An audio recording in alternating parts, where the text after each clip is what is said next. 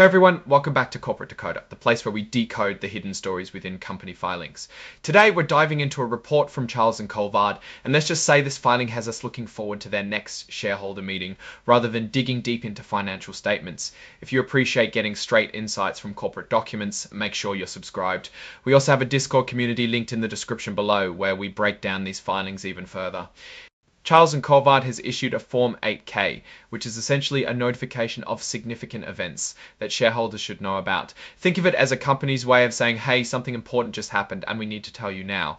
The main event here is that on this date, Charles and Colvard Limited, which we'll just call the company, officially told its shareholders about its 2025 annual meeting. This notice went out to everyone who owned the company's stock as of August 29th of the same year. Now, what's inside that notice? Well, this filing doesn't actually give us the juicy details of what will be discussed at the meeting itself. Instead, it just tells us that notice was given.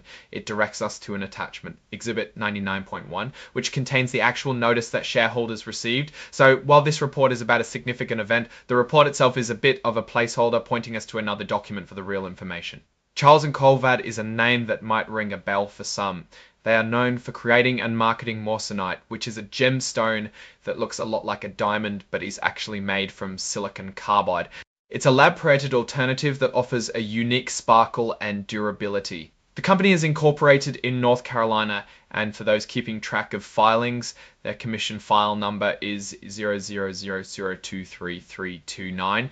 Their IRS employer identification number is 5612888117.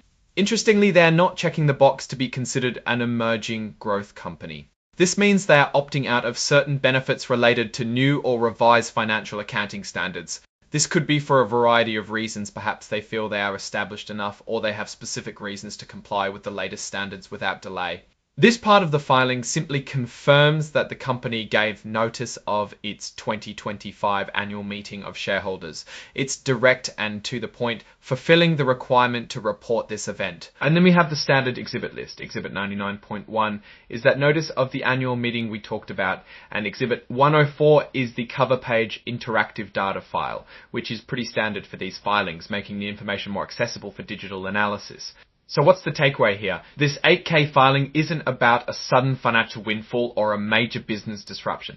Instead, it's a procedural update informing the public that the company has initiated the process for its annual shareholder meeting. The real substance, the discussions about the company's performance, its future strategy, and any shareholder proposals would be found within the actual notice of the meeting which this filing points to. It's a reminder that even routine corporate events are subject to regulatory reporting, and sometimes the most important information isn't in the filing itself, but in the documents it references. Looking at this, you might wonder what's on the agenda for this annual meeting. Typically, these meetings involve the election of directors, ratification of auditors, and any shareholder proposed resolutions. Without seeing Exhibit 99.1, we can only guess at the specific topics, but the fact that a filing like this is even made tells us that the company is keeping its stakeholders informed of procedural steps. It's a part of good corporate governance. Now, I know many of you tune in for the financial deep dives, and while this particular filing is more about process than performance, it's important to understand these procedural reports too. They are part of the overall transparency that the SEC requires. Charles and Colvard, as a public company, has to follow these rules to the letter. Alright, that's our breakdown of this particular filing. It's less about the numbers and more about the process. What are your thoughts on how companies use these 8K filings to communicate important, albeit sometimes procedural information? Let us know in the comments below. If this analysis was valuable, hitting that like button really helps, and subscribe for more deep dives into the world of corporate finance. Don't forget to check out the Discord in the description. Thanks for watching. See you next time.